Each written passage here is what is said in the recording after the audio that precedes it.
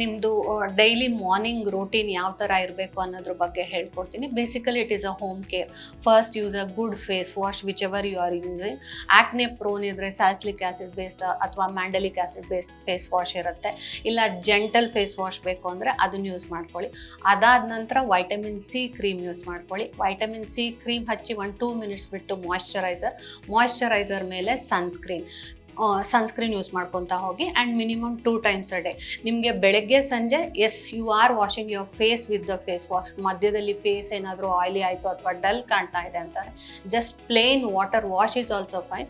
Plane ವಾಟ್ರಲ್ಲಿ wash ಮಾಡಿಕೊಂಡು dry ಮಾಡಿಕೊಂಡು ಅದ್ರ ಮೇಲೆ ಮತ್ತೆ ಸನ್ಸ್ಕ್ರೀನ್ ಹಚ್ಕೊಳ್ಳಿ. ಈಗ ಒಬ್ರಿಗೆ ಡೌಟ್ ಇರುತ್ತೆ, ಸನ್ಸ್ಕ್ರೀನ್ ಯಾವ ಏಜಿಂದ ನಾವು ಯೂಸ್ ಮಾಡ್ಬೋದು.